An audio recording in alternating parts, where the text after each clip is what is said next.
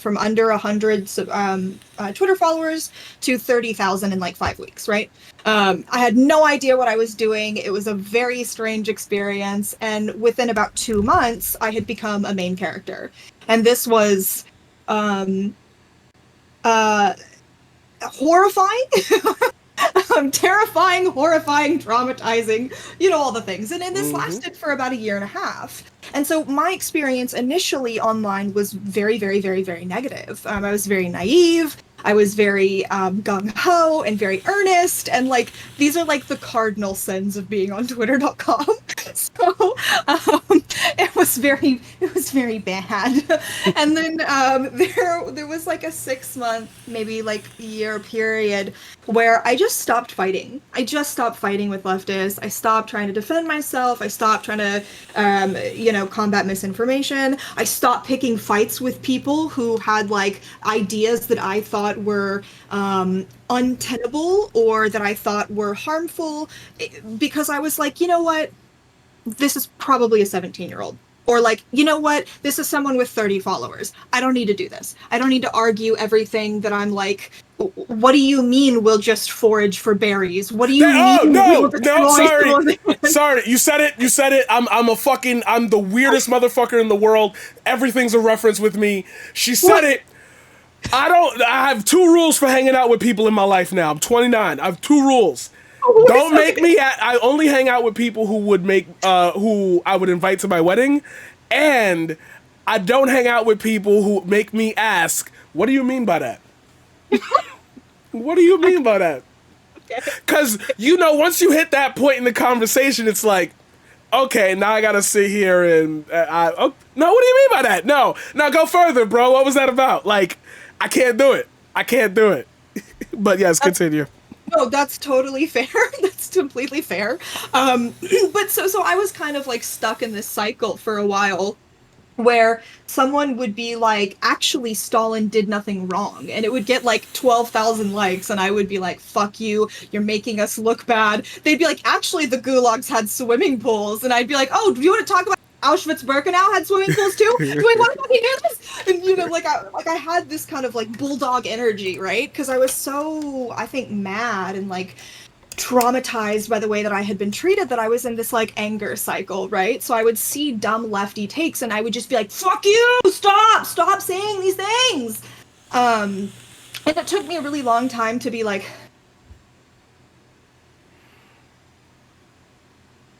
it's okay. Let them say it. There's 30,000 people online that think the gulags had swimming pools, and the only reason why I think that there's more of them or that they have any sort of power is because I'm seeing it all the time, and it's making me insane. That's a great transition point. You're seeing things all the time. As we know, Elon took over Twitter a while ago. Do you think, in your opinion, that he has been pushing more, I don't even want to say extremist content. I want to say, has he been pushing the more fringe thoughts to the top of your For You page? And has that affected the way you use Twitter and social media as a whole? Yes. So what I'm sorry, and I realized that I was taking a very long time to get to this. We're in a national Adderall shortage. I have not had my medication in a very long time. But I feel like now I'm experiencing again this sort of almost a mirroring of what I was experiencing before, but now it's flipped. So instead of being like raging at like tankies and like dumb anarchists and like freaking out about bad takes, I had this period of like tranquility where all I did was shit on dumb right-wingers, and I learned how to pick my battles. And in learning how to pick my battles, I think I learned also a degree of humility, and I learned that I actually had time to reflect and feel safe online, and I wasn't defensive about everything. And it really changed, I think, a lot of the way I interact. So I was very calm. Then Elon took over Twitter. And when Elon took over Twitter, we saw like I personally, and I know a lot of other leftists saw this sort of very radical shift in the kinds of posts and the kinds of things that we were being fed. So now, instead of seeing, some anarchist who's like, I will solve all of the social ills with the power of my AK-47, right? So like, you don't see that shit anymore. But now you see things like, I actually was going to ask you before I came on if you'd seen this. So Go talk to me. this morning, right before I got in the shower, right before I was like getting ready to come on. So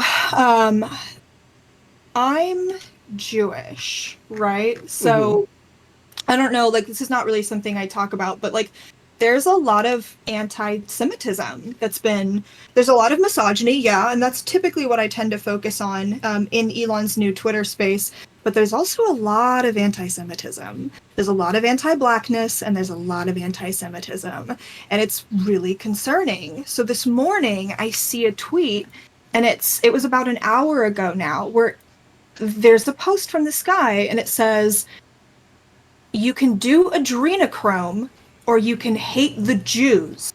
Well, this is the Jays. Which way, Western men? And it's a picture of Biden on the left, and it's a picture of Mel Gibson on the right. No! Oh, hold on. I'm going to link this to you, because there's two other tweets, actually, that this links to. Oh, yeah. Here, I'm going to put it in the chat here. Okay. Oh my god. So guess who responds? Guess who thinks that's like a really cool thing? You already know. You're kidding me. And he goes, "Gibson is really that buff these days?" And this is what, okay, so I've talked about this, and it's perfect. These transitions are too perfect. Either I'm really good at this interview / conversation / podcast shit, or I'm God. One way or the other, I'll take it. That's the. So I've been on this rant about the absurdity of online discussions at this point. Yeah. And I really wanted to have you on, because I need another person to tell people, yo, I hope you know that, like, every point you've probably argued in the last year is fucking meaningless.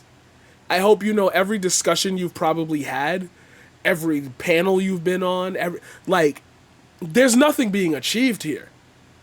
Like, there's no,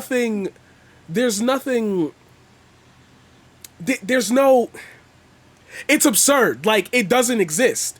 Like, this entire swath of whatever anti-whatever gets pushed by the people we just mentioned to yet again be legitimate. Like, you retweeting something and saying, quote tweeting something and saying on top of it means your audience sees that. And, like, at this point in time, I'm not saying maybe for me, I think my audience is a little too small for this, but, like, for anybody who's saying with over, like, 50K, you got a weirdo in there. You got somebody who's like, he's mentioned this. It's Pepe Silva. It's Pepe Silva. I swear to God. And then, then something happens and you're like, well, how did that happen?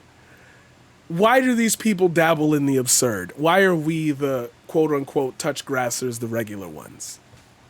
So I think I get what you're trying to say. You're trying to say, like, if you have over 50,000 followers, you have to be, like, really careful about the kind of things you say, because there's someone in your audience that goes, oh, that's the bad person? I'll go fucking shoot them up. Yeah. No, I know what you're meaning. And this is the same thing, like, this came out with Tim Pool and the Allen shooter.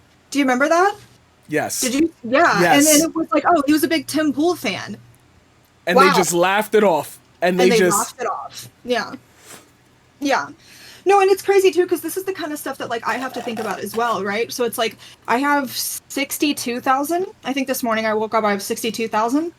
And with the amount of, like, psychotic hate, like, right-wing hate followers that I have to be, like, I have to start thinking now about, like, the way in which I, like, responsibly advocate for the positions that I hold. Because when so something happened the other day where a bunch of people were counter-protesting, or they were protesting outside of an abortion clinic, and this old dude got his shit rocked, and this anti-abortion group tweeted it out, and they were like, wow, look at this, look how violent these abortion protesters are. And I was like, Dog, y'all have been killing doctors and bombing abortion clinics and harassing people for like 50 years. Shut the fuck up. What are you talking about? And I was like, are you seriously gonna like, you're gonna murder people and bomb clinics and harass people for decades and decades and then cry when one dude gets his shit rocked? Yep. Like, you think you're not gonna get fucking popped, one of you? You're not gonna get punched in the face? Are you kidding me? Like, this is how real life works. And like, so many people were like, oh, she's endorsing violence. Oh, she's endorsing violence. Oh, she's endorsing violence. But my thing wasn't like, yeah, you should go around punching old people in the face. My thing was like, do you not, you guys have been doing violence to us for decades. You want me to swing it? You want me to swing it super personal and super hard real quick? You ready for this pivot? Okay, so you being a sex worker, that's been inherently violent since its inception due to the patriarchal structure of just straight up not respecting women, and even in the form of a contractual obligation where a man, presumably, because everybody in one form or another has paid for sex, whether it's advertised. I'm not even gonna get into that because like y'all don't even. There's women that visit sex workers. Like right. Within that system exists both people denying reality and then people denying your reality. How do you think that this spilled out into your real life in any way, shape, or form? These types of discussions, the Andrew Tate misogyny saga, the entire like Sneeko realm, the manosphere, has that started to bleed into any portion of your actual life?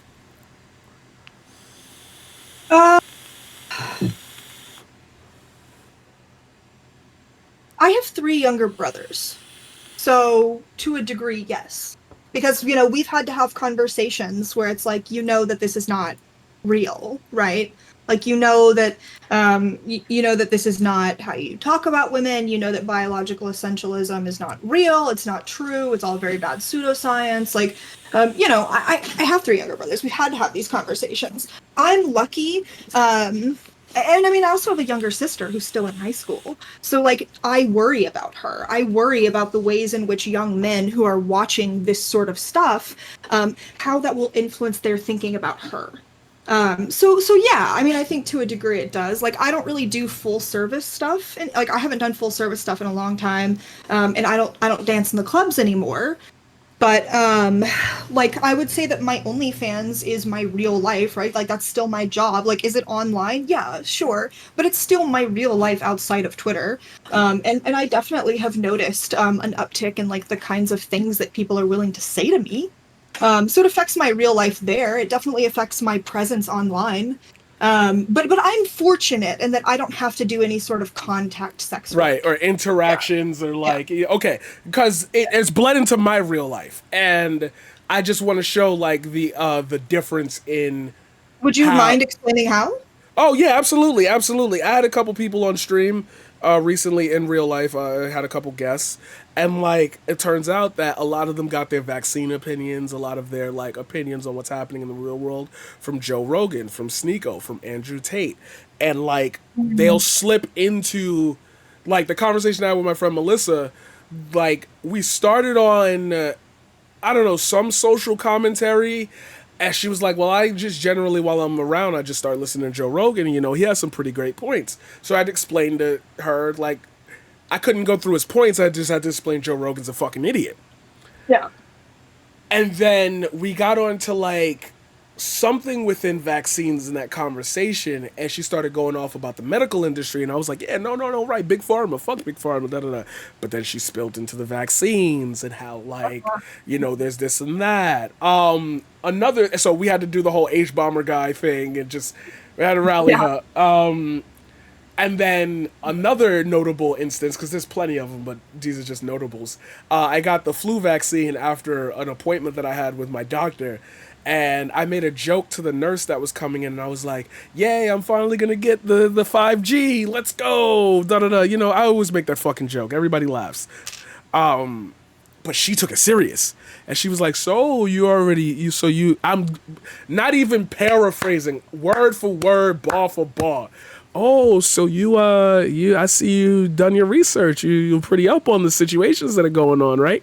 And I said yes because I had assumed in my head she was like talking about, the crazy people like that be talking all this wigwam. And she Yeah. was like, "Well, I got some other news for you. Yeah, we're finding out real quick about the microtechnology and the vaccines. And No. my friend's a lab technician, and even she says she's seen the microchips in the vaccine. And at this point, this is the first time I've ever had a medical professional like explain themselves off the deep end to me.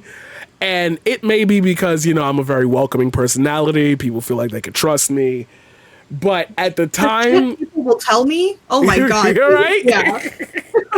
Okay. Yo, and I just remember thinking in my head, yo, you're free to have whatever opinion you want. But like, first of all, you work in the health industry. Second Bro, of you're all, on the clock right now. You're not on not even that, it got even worse because in my head I'm thinking, you're about to give me a vaccine right now. What is in this though? Like, did you do something to this?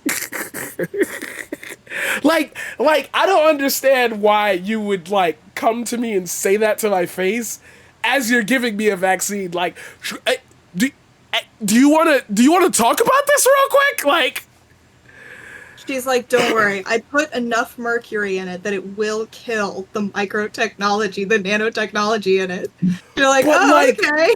but like, what if she did though? And this is what I mean about bleeding into like No. real life. Is how many times do we get to understand the situations that we're in, and the types. I've always said everything starts from a conversation. Everything starts from a conversation. Somebody said something bad to somebody else, and then before you knew it, Germany invaded Poland. Like, it just happened that way. Like, I really gotta. I have proof. Okay, I have proof of an actual conspiracy theory that you should fucking vibe with. Okay. Oh, my I son is. think that I can explain the chain of events from the formation of Destiny's Child Oh my to the god. January 6th insurrection. Swear to God, I could get us from there to there. I've been doing it with a lot of shit. I swear to you. God. Okay, there's actually a really fun one though that I think you'll enjoy, which is Go My for it. Little Pony. It's the My Little Pony being banned from like 4chan servers to January 6th. Do you know that Oh, one? I don't. You gotta That one's real. That vibe one's with me. super Tell me. real. Well, so it's the idea that they used to have all this like My Little Pony posting in these like fucked up forums. These like I'm sorry, my son is like not gonna rest until I give him all of the attention. It's the idea that they used to have this My Little Pony posting. I think it was on 4chan, and they broke off. They wouldn't let them do it, and these guys got really fucking mad about it. And so they broke off and made their own servers and their own forums, and those ended up evolving into like 8chan. And through 8chan, we get the radicalization, and we get these like further isolated forums. Um, my friend gave me a talk on the chain. Okay, so Roxy knows this too. People in my chat know this. I swear I'm not making this up. No, we believe you. Ain't no point in making that shit up.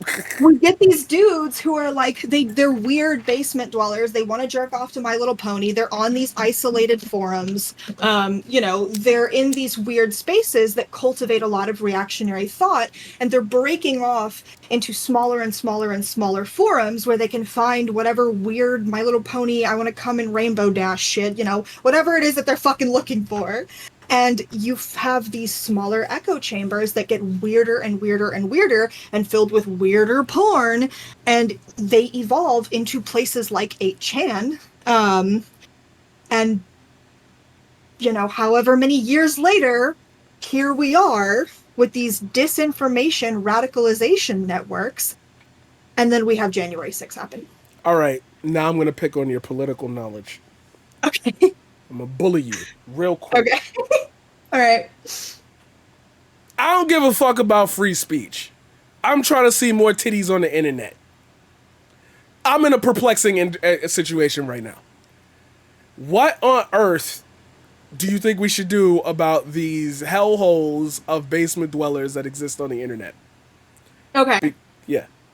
So So, people hate this. They hate this position, especially other lefties. They fucking hate it. My position is I am pro deplatforming. I love it. Kick them the fuck out. No, you can't have your 400,000 Twitter account that Elon Musk responds to that goes, back in the old days, we used to do farm work for 3 hours and then we would come home and have breast milk ice cream and my wife was chained to the oven. And then Elon Musk is like, interesting. I'll look into that. I'm looking into it. Yeah, I fucking hate that shit. Yeah. So what we find is there are a number of studies that have been done on this, and what happens is when you deplatform people, when you shut down like large forums, like when they had the incel forum. You remember the original incels forum on Reddit? Mm-hmm. That's gone now. That's been gone for years. And so what happens is a small core group of people get shuffled off into more and more and more extreme places. Like what we were just talking about. But hundreds of thousands or millions of other people don't get exposed to whatever the fucked up nonsense was in the first place. So every time they do a study on like deplatforming a major figure or shutting down a large forum or something like that, these are the results that they find, that you do make a small group of people more radical, but you end up saving, hundreds of thousands of people from seeing the bad shit in the first place. And I am a huge advocate for prevention, because I would much rather we not have the bad things happen than we have to come in afterwards and clean up the mess. So I agree with you. I don't give a fuck about your free speech. I just want to see some titties on twitter.com. Quite literally. Okay. Dope ass response. Didn't see you coming in with the research. Not to say that you wouldn't have that, just I love having little things off the top of my head, but like I wasn't planning to go this deep into that. So here we are. My ADHD has led us here. Dope. Stop the spread. It's like a virus that should need to be quarantined. Like, I literally, yes, absolutely. But and I'm not even trying to be funny. For the people who will see this, I like to get ahead of freaks because it's fun to get ahead of freaks, Sorry. That's such a funny way to say that. Oh, I just got to get ahead of freaks, man. But you feel me? Like, so does that make us the baddies? No, I don't think so. I don't think so.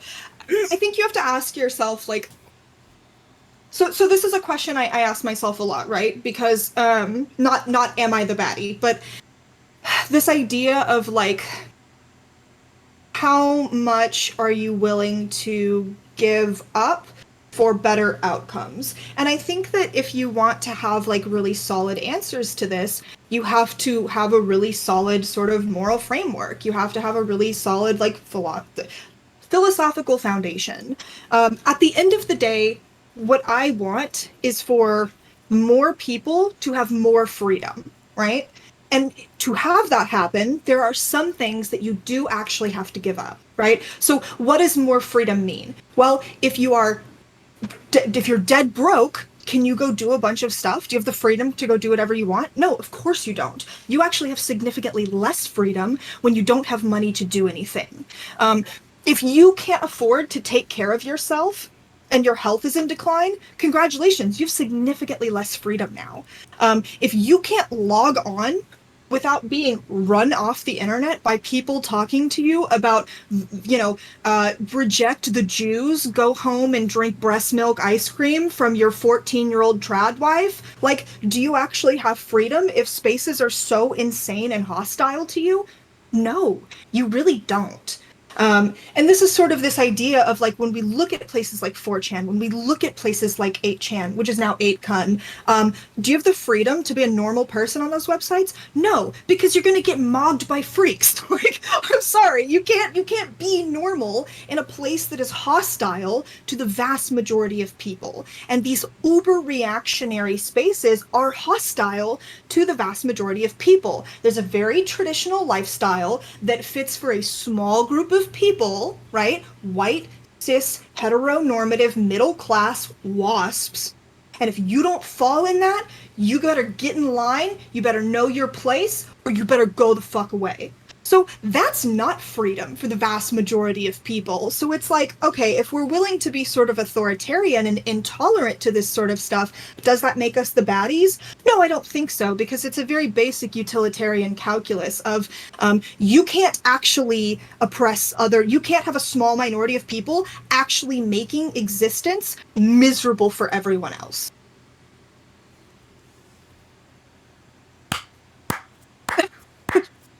Sorry. Nah, you sound like me when I be going off. Fuck it, take the mic, hurt. It's your stream now. Heard you, mouse. No, great answer. You spoke on one thing. First, I'm gonna be fucking weird for a second.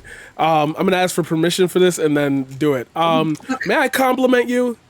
Yeah, of course. Okay, so when you had said, do I think, am I the baddie? I was gonna say in the right then and there, well, you are the baddie. See, and then it would have, yeah.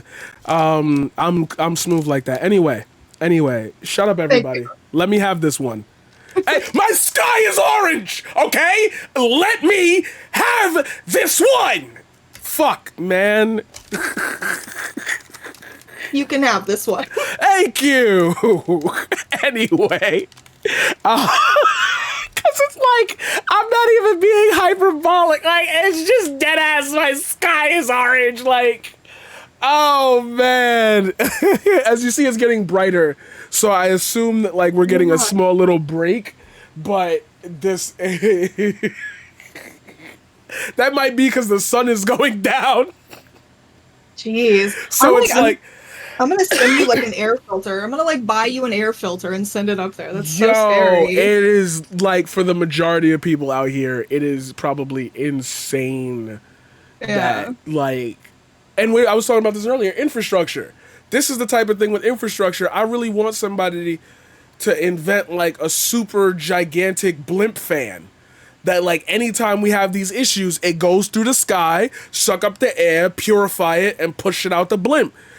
That we got F-15 fighter jets that are like what, like 1.7 billion to build. A big fan purifier is like what, $20 at Home Depot. Like, I feel like we spending our money in the wrong place. You know what I mean? But we have an entire SpaceX company that could get on this tomorrow if they wanted. He should look into that. You should look into that. Like, oh my god. So back onto the subject. You had mentioned something about freedoms. In this world, there is an emerging existence of, or a more surfaced, more visible existence of a certain group of people. These people are known as the transgender community. Yeah. Can you just hypothesize how on earth this trans panic is working when it's just the repeat of the gay panic in the 2010s after marriage was passed, the gay panic in the 2000s with the entire metrosexual movement, it was cool, it was funny to make fun of gay people from 1999 to like forever, the satanic panic, the traditional panic, the civil rights movement, the Japanese Red Scare, the Communist Scare, the Spanish Scare, the Asian American Scare, the Chinese Scare. You see, we've had a lot of scares, you know? We're really good at getting scared. Yeah, right. Like, we really... You know, it's funny. For a bunch of Americans that be like, yo, we ready for whatever. Y'all really do be panicking at, like, everything. Like, y'all got so many... We have so many panics. Like, you've never not lived in fear. You've never not lived in fear. Why is this one taking hold so heavily? Do you have an idea? So, I mean, yeah, we've had a lot of scares, but with the particular rhetoric tied to this one, especially with like sexual harm and harm to children, this actually, and I know that like a lot of people don't like comparisons to the Weimar Republic, they don't like comparisons to the Nazi Party, because, you know, typically I think when people are doing this, they are being a tad bit hyperbolic. We do love to say, this is true, everybody loves to say that everyone else is like the Nazis. But something that like we've seen is that they are actually comparing it to Nazis. They compare doctors who do trans affirming care to Joseph Mengele. They compare it to like, what are you doing? Okay, you gotta relax. They compare it to, they call it butchery. They compare it to experiments being done on people in concentration camps. And when we look at actually the beginning of the Third Reich movement and the beginning of the Nazi movement, we see that, everyone talks about how they burned books. Well, what books were they burning? Because the books they were burning were studies and information on queer people. A lot of people don't know this, but the Weimar Republic before Hitler took power, Berlin was like incredibly liberal. It was the liberal capital of Europe. There was a lot of research being done into homosexuality. There was a lot of research being done into transness. There was an entire institute that was dedicated to learning about trans people. And so a lot of that information was burned. And the first people that they went after were actually, some of the first people they went after were drug addicts. That was actually a big thing that they did. But one of the second groups of people that they went after were queer people and trans people. And even after a lot of the camps were liberated, a lot of queer Germans ended up going back to prison. And this is something that we don't really talk about. A lot of people don't know this, but queer people were some of the first targets of the Reich. And so, I do think it actually is an apt comparison. A lot of the things that they were saying about Jewish people, that they were saying about us, is that, was it Magnus Hirschfeld? I believe it was Magnus Hirschfeld. Let's see. Hold on, let's look this up real quick. Magnus Hirschfeld. Yeah, so Magnus Hirschfeld was a German physician and sexologist. He died in 1935. Okay, so Hirschfeld was targeted by the Nazis for being Jewish and gay. He was beaten by Volkisch activists in 1920, and in 1933 his Institute for Sexual Wissenschaft was sacked and had its books burned by Nazis. He was forced into exile in France, where he died in 1935. So what we're seeing now is, I think, a little bit deeper than a lot of the panics we've seen in the past. What we're seeing now has elements of legitimately genocidal elements to it. And that's something that we also don't get in a lot of these other panics. We can talk about, like, why do things get bad, but I certainly believe that a lot of it has to do with I think a lot of it has to do with the fact that we have a not even nascent anymore, because it's pretty well established now. We have a neo-fascist movement in the Republican Party that has been accepted and accepted and accepted, and it's grown and grown and grown and grown and grown. And now we have the richest man in the world responding to tweets about how what's his fucking name, Mel Gibson, is like super buff because anti-Semitism is aligned with like higher testosterone levels or whatever. So you ask me, like, why do I think this is gaining ground? Why do I think this has sort of feet on it, if you will? I think it's because this is what's been picked and what's been targeted by a new wave of legitimate fascism. Whereas before, when we were shitting on gay people before, and when we were pushing back against, gay people getting the right to marry, I don't think that the fascist movement in the right wing of this country, I don't think that it had begun to walk yet. It was still crawling. And don't get me wrong, the fascist movement that we've been seeing now has been growing for a long time. I think that the rise of the religious right has been part of it, but it's also, we can also trace it back to the Koch brothers. Like, do you know, for instance, what they've been doing amongst institutions and amongst with like libertarian values in this country? Yes. Yeah.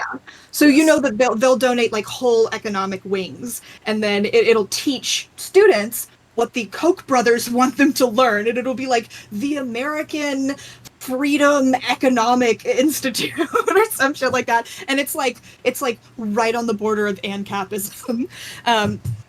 but so there's this coming together that's been in the works for so long in our country of these different extremely radical far right movements, and they're all tying together. And then on top of that, we have a widening income gap. On top of that, we have the 2008 recession. We've gotten, you know, so this is something that we see a lot, right? When things are bad economically speaking, when the middle class is being whittled away, when people feel that they're sort of in free fall, when capitalism is failing them, they look around for someone to point to. They look around for someone to blame. And right now, we're in a position where, as I said, the income gap, it's not shrinking, it's definitely widening. And we also have the rise of what you're talking about, right? Like these sort of unchecked misogynistic influencers that teach young men that their self-worth and their value is tied to their economic situation. It is tied to can you afford a house? What kind of car can you afford, right? What is your material status? And as everyone's material status starts to crumble away a little bit, well, what does that leave men with? Well, it leaves them with this sort of really fractured sense of self. They have no internal healthy self-esteem that they're attached to. So what do they turn to? Well, they turn again for someone to blame. Well, who's done that to them? Well, it's the feminist movement. Well, what is the feminist movement supporting? Oh, it's the queers and the gays and the women. So there's this hyper-masculine element that is, because, you know, while men are falling behind, feminism has been gaining grounds, but we haven't actually sort of like dug into this sort of hierarchical understanding of men and women's positions. So there's these superficial changes for women, but men still have this sort of resentment, and they still hold this idea that we are actually intellectually and biologically inferior, that we do have an intellectual and a biological place. So we've got economic dissatisfaction, right? Capitalism failing people. And then we have a sense of self, right? That is tied for a group that was traditionally in power, but that's falling behind. So that's tied to the economic situation. We have a country that has always looked for scapegoats. We have all of these things sort of coming together to create this sort of crisis where everyone is looking around and going, why is everything so bad? And in that vacuum, there have stepped a number of people who are willing to say, well, I can tell you why it's bad. It's because of the weirdest people you can think of. What's the weirdest thing you can think of? Well, being trapped in the wrong body is pretty fucking weird, right? Does that make those people bad? No, of course not. But like, even trans people will be like, it's inherently hilarious that you're in the wrong body. Are you kidding? How fucking weird is that? Even trans comedians will make this observation, right? So if you're a reactionary, what's the weirdest fucking thing you can think of? Oh, the kids are shitting in litter boxes at school. She said it!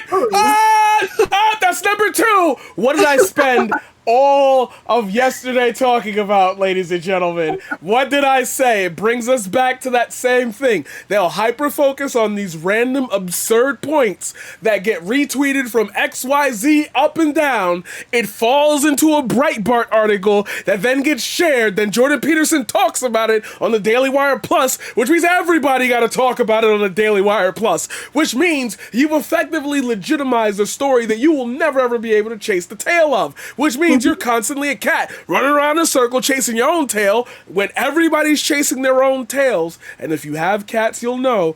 I swear, oh my god, I thought one of them was under me. I swear, if one of them motherfuckers gets in there, my cats are not like yours. My cats are fucking stupid, inbred morons. I have 9 cats in this house.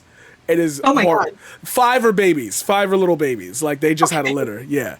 But like, it's one male cat that's not fixed because all the ASPCAs in places closed down during COVID, and everybody else is booked for forever. This is one cat, Thor, that's just having a ball. Just put it that way. It's having a ball. So fuck that guy. I love that for you. But okay, so, yeah. I can kind of wrap this up. I'll keep going. So basically what I'm saying is that we have this sort of feeling where a lot of people are in free fall, right? And instead of going, okay, the reason why things are crumbling is because we're in an economic crisis. And the reason why we're in an economic crisis is that we have structured our society in a way where the people at the top get everything and we get crumbs, right? And we're destroying the middle class. So instead of actually looking to what the real problem is, we have a number of people that have stepped into this power vacuum that have gone, actually, it's the queers and the feminists, and actually it's, and who is pushing the queer feminist agenda? Well, actually it's the Jews. And then there's also this thing of like, we have people moving, we have immigration, because we've done a lot of really fucked up shit to other countries and destabilized them and caused like refugee crises, and we have completely fucked the Middle East, and we have completely fucked all of Latin America, all of Central and South America, all the fucking coups we did down there, where we took democratically elected leaders and we put in puppets that would answer to capital and fucked their countries, and how we've created an entire international drug market for the cartels that we support and we created, and we literally imported crack into the fucking ghettos, like through the CIA, literally turning the other way, knowing that the Sandinistas were doing this shit. Like, I'm sorry. Wait, no, was it this? No, it was the Contras. I'm sorry, the Contras. Like, so we knew, we have created every step of the way. We have, instead of dealing with our fucked up economic system and our fucked up sense of hierarchy, we have made every situation worse. So now, when people are living these like fucked up lives where everything is terrible, instead of going, hey, maybe we should try to rearrange things in a way where it's more equitable and less people are suffering, we just go, damn, I wish the Jews weren't trying to get all the black and brown people into this country to have sex with our white women and turn all of our kids trans. And there's so many like angry, disenfranchised, disaffected dudes and middle-class white people that can't understand that their suffering is coming from an economic system that has abandoned them. So instead, because they don't have to deal with like legitimate social oppression, they just fall prey to this shit and they just go, oh wow, I guess you're right. I guess it really is all these other people that are doing this thing to me. So that's why I think this current trans panic has feet, because I think that we are in the perfect storm of a rise in fascism, and it is always the most vulnerable people who are going to have the finger pointed. Hold on. Wait. Mm-hmm. You said something and it bothered me. What? So I think you've known me. We haven't talked like this before, but we've talked. Sure. You said that we've reached a perfect storm of all these elements coming together. And it reminds me of all those ads that I was seeing that was getting passed through WhatsApp. I was going to do a whole expose on it and then submit it to the FBI, but life don't work that way for me. I don't know how I was ending up with these things, but I was just finding them on sites, and they were just like a random Twitter post would lead to a WhatsApp chat, and like it would show the video, and I would click the WhatsApp chat, and then blah blah blah. A lot of them mentioned, we've talked about this before, especially with Sidney Powell, the perfect storm. The storm is coming. Mm-hmm. Yeah, that's a QAnon phrase. Right, but it made me think, what if that's what they meant? Not that a literal like, oh, we're gonna, drain the swamp, they hid it underneath all of that, but what if that was the key phrase? That the storm is coming. Because I believe that Stormfront is like the pivotal point within The Boys, which is the reference to the Nazi website. Mm-hmm. The storm is coming. Stay on the front lines. Like the Bored Ape Nazi Club thing already showed us that this happens. Like they do that on purpose. But it like really just made me, I guess I'm gonna use the phrase, it made me a little woker to like, wait a minute. Was this the storm that they were hyping up? And they wanted it to hit a fever pitch so we'd all focus. Well, that's what happens when the common citizens try it. Now you're gonna watch the people with the money. You're gonna watch the inner workings do it. I think it depends on like what group of people are using it, right? Because there's definitely QAnon people that when they talk about the storm, they are so deep in it that they actually believe that there's going to be like a pedophile ring that gets busted. They actually believe that JFK Jr. and Donald Trump are going to come in and everyone's going to get arrested. They really do believe that. Now, are there absolutely people out there that for them the storm is actually like the day of the rope? Yeah, definitely. I do think that for some people the storm means like I definitely think it means different things for different groups. Absolutely, yeah. Okay, just hypothesizing little Yeah. thoughts here. So to reround ourselves to the beginning of this conversation, was effectively trying to get you to just explain in roundabout terms how it feels like being a white woman on the internet. Um, Because, like, I'm not going to say you woke or whatever, but, like, you know when to say something and when to not. But a lot of that is trained on your position as it looks to, as we talked earlier, your position to other people in a certain conversation. Let alone them having 30 followers, or let alone them literally only retweeting Newsmax shit. The general population has a natural aversion to hear a white person's take. Couple that with you being a woman, couple that with you having an OnlyFans, and instead of anybody ever actually engaging in the points that, and for the last couple of weeks, you've been making some pretty amazing points, I'm going to say. You only get the reply of, shut the fuck up, no, we're not buying the OnlyFans. mm-hmm.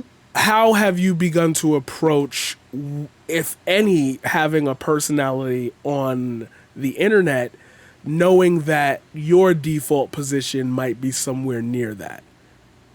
So, like, I asked this to FD Signifier a while back. You ever feel like people don't take you seriously on the internet? Why is the question I'm asking. Um, Yeah, I definitely feel that people don't take me seriously on the internet. And I think some of that is that I've said silly things. And I think some of that is like a lot of people don't understand that like a lot of the time I am joking. So there's definitely that. I think that as a woman who has the bimbo aesthetic and as a sex worker, it's like very, very, very hard for people to believe that I would be engaging in like dry sardonic humor. Like they don't see that coming from me, right? And I've also definitely seen posts where people are like, wow, if she was kidding, she would be such a funny person. And I remember watching someone respond, she is serious about 100% of everything she says. She's such a psychotic bitch. And I was like, oh man, like, come on, guys. I do think that something that happens is like, even if I make a lot of like self-deprecating jokes, I make a lot of really silly jokes, like, you know, and what I see a lot is people who follow me and like me will often rush to my aid to be like, no, queen, it's okay. Don't you worry. Don't you worry. And it's like, guys, I have thicker skin than you do. I promise. I'm joking. Like, it's okay. But on the other foot of that is like, wow, look at this dumb bitch. I can't believe she believes that. And it's like, do you think there's Yeah. a reason maybe you find it hard to believe that I believe that? Yeah. So yeah, I do think that misogyny colors my day-to-day interactions with people. I also think that the fact that I think the fact that I'm a woman in a sex worker on the internet is much, much, much more devastating to me than the fact that I'm like white on the internet. I think the fact that I'm white in our spaces is unfortunately still a boon to me. So I don't necessarily think like, okay, can you find spaces in lefty Twitter where people try to like overcorrect for social prejudices that exist in our greater society? Yeah, you can. But this is another thing that I kind of learned to pick my battles with, right? Like, are there some people out there, especially like white libs, that are like, but a black person said this, so we have to go with what they said? Yeah, of course they are. But again, this is like a couple of hundred people, right? So in general, my experience being white online is still a benefit to me. I think the thing that hurts me is being not only being a sex worker, but being a sex worker who dares to have opinions and who dares to talk about politics. I think if I just ran a sex work account and I was just like, ooh, 30% off of my OnlyFans, here's a cute little new set I got, nobody would give a fuck. I wouldn't be bullied. These like Nazi accounts and these misogynist accounts, they wouldn't follow me. Or they would follow me probably, but they wouldn't bother me. It's the misogyny, really, at the end of the day, that makes my experience difficult. And I do think that, like, even in left Twitter, I have to be conscious of the fact that my whiteness makes people maybe not necessarily give me an air of authority, but it makes people pay more attention to me. I definitely think that there's black lefties who have a lot of really cool shit to say and who do their research and who are very intelligent. And they have communities. They do. People care about what they have to say, but they're smaller. Like, FD Signifier is one of those guys who's like a standout, right? He's one of the really big black video essayist leftists. How long has Cat Black been making content? For like 40 years, right? Cat Black has been on the internet since before the internet was a thing. And he still gets less attention than a lot of other video essayists that fucking blow up overnight. So I do think that, like, my whiteness makes me more visible. And that's something that I have to, like, think about and contend with. And so I imagine that if I was, like, a black female sex worker who had opinions, yeah, I don't already. think it would. And I think I've spoken about this so many times. It's so amazing that when I entered this space, I realized that, and I even have a sound clip about this. Everything was fine. It was fine. And then somebody, Vosh, and it's like, it's always, I swear to God, I don't know how to escape this. Every problem that I ever hear about always leads back to that one discussion. Every problem I ever hear about, it always ends up at either the Cat Black and Vosh situation or the Professor Flowers and Vosh situation. It feels like everybody born their identity out of that. And my final question to you is it the fact that we deal with other people that are online that gives us the edge to understand how fucking stupid some people are? And is it wrong for us to... This you might have heard of, is called the Highlander left. If you've ever heard this phrase before, this is what I'm describing. The Highlander left. A group of people who are generally despised by the smaller communities or the three-digit viewers up, right, and down left because we touch grass and a lot of our opinion, we don't engage to a level of seriousness that a lot of people with goofy behavior, shout out Think Before You Sleep, one of the goofiest to ever goofy. It's incredible. I love his account. It's so good. Like, oh my God. He's insane. Like, and if because I would just want to say, like, this is the experience that I'm having.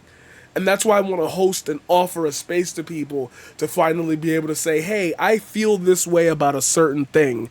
And I don't really feel like talking to the goofies about it because I'm never, ever going to, like, get to a conclusion that make me feel good about having this conversation. But here, you can have this conversation and I can sit there and say, well, did you see it from that view? Did you happen to notice, like, they call me the paradigm shift for a reason.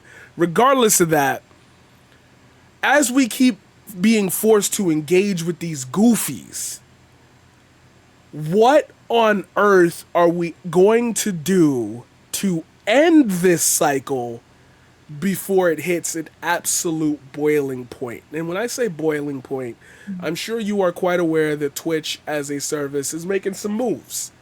Yeah. Yeah.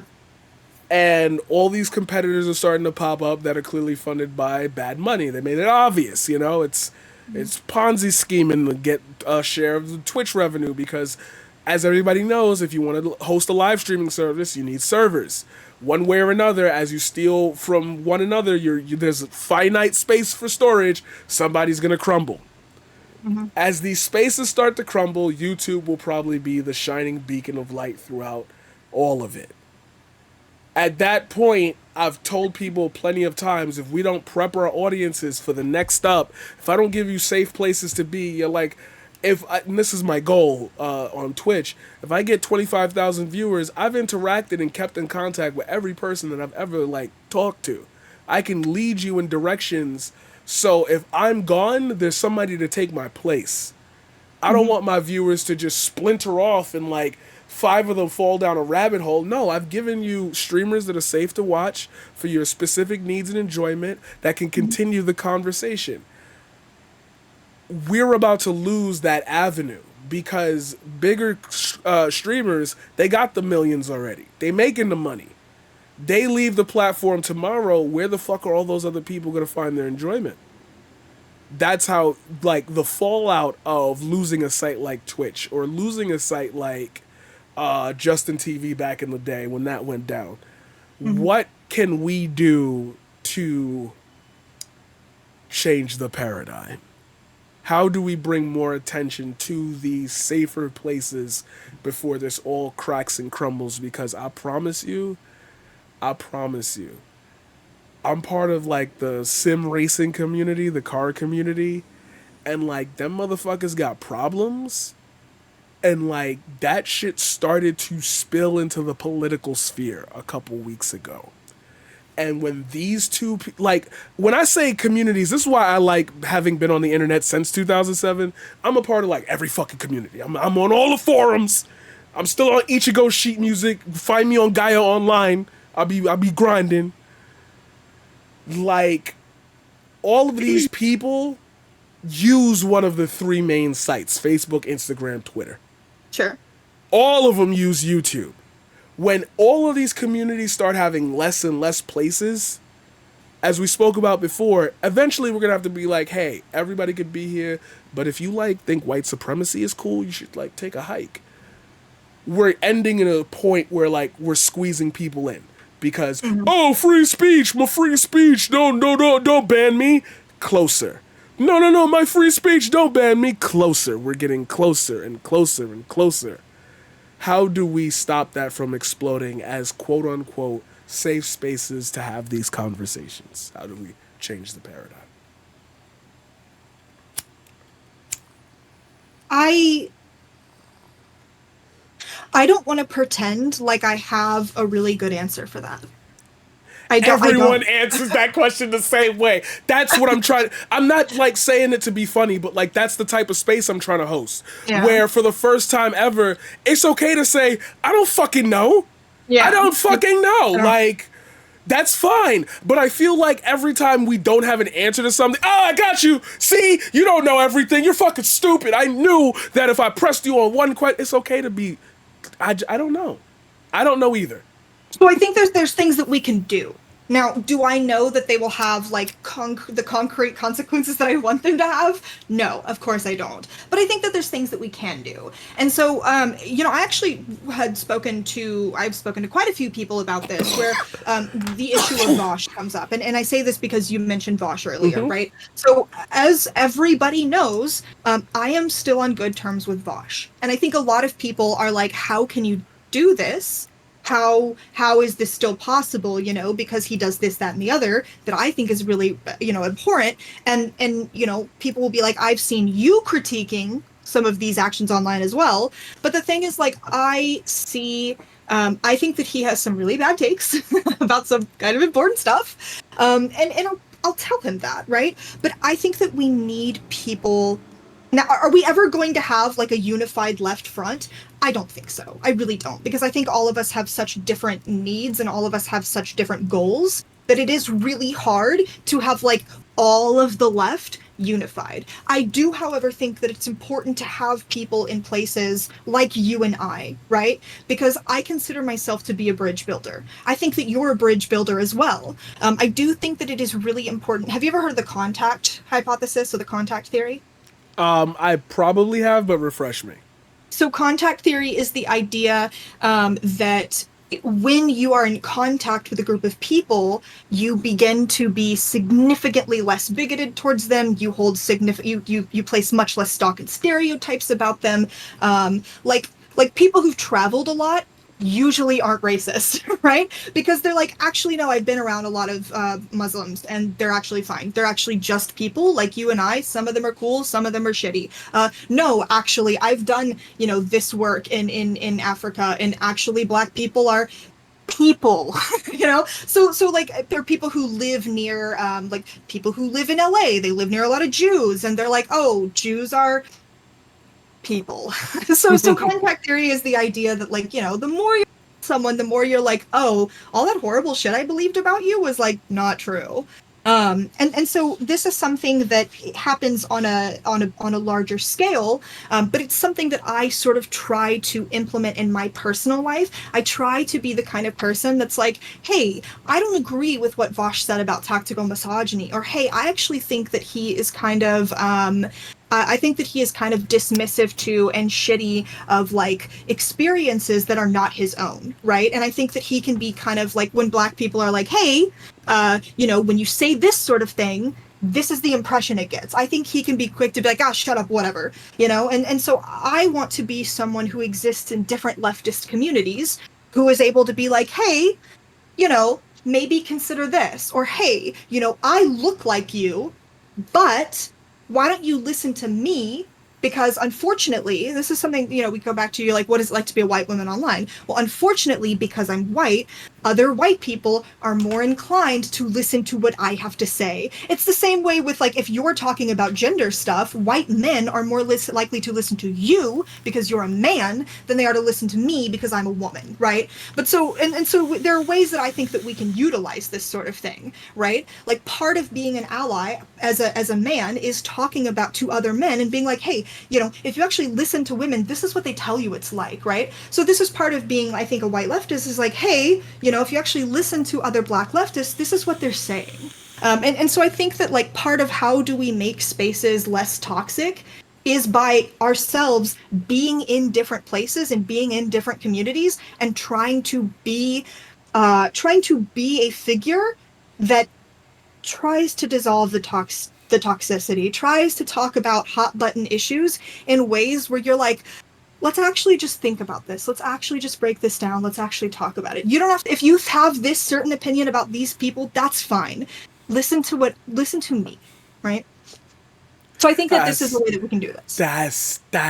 that I literally, when I say, I even talked about how literally has entered our lexicon because things have gotten to such an absurd point that millennials, like just people basically, I'm going to even say 32 and younger, you have to say this literally happened because at this point everything feel fabricated, but everything else you said is exactly why I want to usurp this grind. I think, not even trying to be funny, I really do believe I'm that person.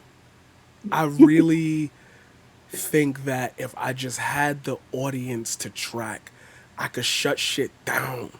Like Yeah. I could really be the wall, and I've been learning how to approach the dynamic of saying I want all that attention on me. I'm a poor Black kid from Harlem, currently dealing with like I've talked about it before, a drug addict father. Like I'm currently like purely alone besides a couple people. My job's is kicking through. I'm trying to do the whole cinematography thing. I'm trying to be a poet, I'm trying to be an entertainer, put on a good show. And I just know that like there's artistry, and then there's John Oliver, and then there's Seth Rogen, and then there's Arnold Schwarzenegger, and then there's Michael Bay, and then there's Chris Nolan.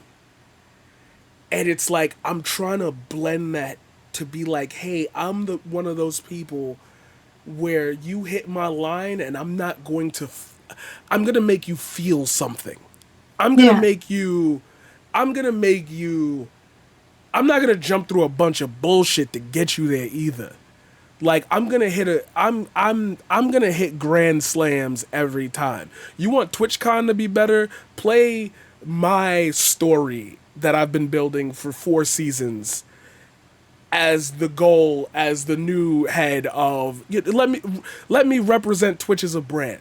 Let's Mhm. call other people out. Let's set up events. Let's, yeah, here for your charity peoples. We got money flowing in all the way. All right, get a creator popping, have them give back to their hood, run a couple of events, start giving out college scholarships, start giving out, 10 grand to the winning team, schools here, this and that. There are plenty of ideas to fix places, and like I say it out loud and it falls on deaf ears because my audience is full of working class people. My audience is full of people who need a safe space because they're trans. I'm not with the juicers. I'm not the popular kid on the block. I'm not Yeah. gonna ask them all the time to subscribe at the top of the hour. See now if that, so, oh, I was. My chat knows I'm king of the ad breaks. You see how quickly I could have said there's a whole conversation was an ad break, and you have no choice but to accept anyway.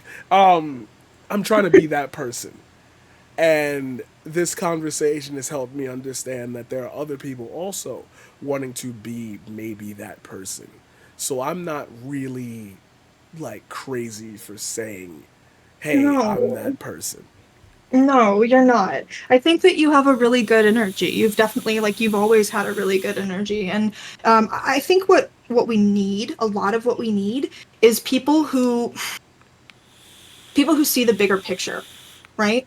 Because we get so caught up in this person said this, or maybe they have a slightly reactionary view here, or, actually, I think that this is an illogical way of looking at this, or you put too much stock in standpoint theory, or I can't believe so and so tweeted this and we have this drama. There's so much of that. And I also engage with and participate in drama online, but I try to approach it from a perspective of like, hey, I think you did this thing. I think it was kind of fucked up. Why don't you DM me? Let's talk about it. Right. And so you have this really good energy that you bring to things where you're like, you're not interested in essentializing people. You're not interested in castigating people. You're not interested in being insular. You're interested in forgiveness, you're interested in building, you're interested in learning, and you want to do something good. You have a bigger vision. And that's something that I see and I appreciate, and that's why I'm here today. That's why I'm like, yeah, you want to talk? Let's talk, right? Because I'm also at that point where you're like, if I have to go, what do you mean by that? Like, I'll do it, but I'm not going to be happy about it. But I'm also at a point in my life where, like, I don't want my chat to be like, oh, are we doing blood sports? Because, like, that's not the person I am. That's not the energy that I want to bring to anything. And we have a lot of that in our circles. We have a lot of that on Twitter. We got a lot of that on Twitch politics. And it's not just from debate people either. Video essayists can be they're mean little snakes in the grass. And they go, ooh, well, I'm just so concerned about the behavior online. And then they turn around and they make hit pieces. So there's a lot of negativity, I think, in all aspects of the leftist culture that you and I are both in. And I think that a part of like how do we make our spaces safer is talking about what you're talking about. It's changing the culture. And that starts by being kind to each other and trying to understand each other. I like that. I like that.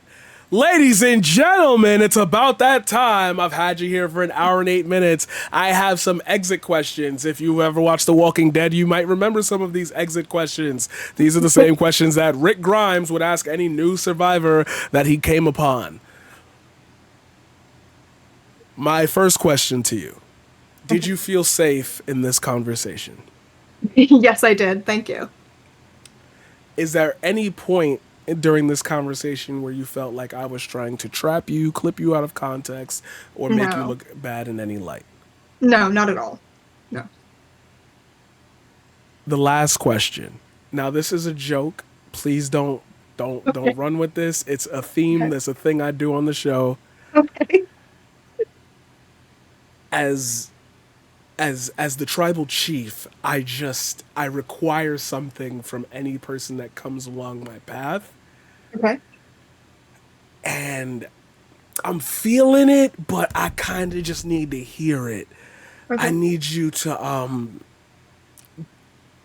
acknowledge me. Okay. Paradigm shift. I acknowledge you. We had a great talk. I really appreciate that you invited me on, actually. I think this was a really good talk, and like I said earlier, I genuinely believe this. I really like your energy. I really appreciate it. Thank you. I appreciate it. Yeah. This won't be the last time. This won't be the last time we talk. I promise you, I will not be a Good. stranger. Yeah, that's good. If you ever need to pop off, you know you're free to just hit me up. I'm generally here during this time, regardless. So if you want to spend 15 minutes here or 2 hours here, you're always welcome. Welcome to the Paradigm Path, baby. Thank you so much. And I want to say thank you to your viewers that stuck around, that were interested to hear what I Yeah, had to say. We've been Yeah. posting your links the entire time, but if you want to shout yourself Great, out, great, great, that's great. fine with me. So I am most active on, this is a disgusting sentence I'm about to say, and you guys will have to forgive me, but I am most active on Twitter, and I am at punishedmother on twitter.com, so you can find me there. And I also stream Merrick Deville on Twitch, and I believe you can find me at Merrick Deville on YouTube as well. I've streamed twice this week. It's crazy. I'm almost back in the game. We'll see if I stream again for the next 6 months. We'll see. It's been a pleasure having you, and I hope you have a great day. Thank you, thank you. I hope your air quality situation. Right, yo, my friend just popped in here, and he was like, people still outside on the stoop smoking. Like, yo, it's really crazy. Yo, New Yorkers don't know how to do shit, yo. I swear to God, we dumb as fuck. I swear to God, yo. Not even on no funny shit. We just really be wilding for no reason. But yeah. We gonna see how that feels. I'm gonna let you go. Thank you so much for being on this show. Thanks for trusting me. Yeah. Mwah.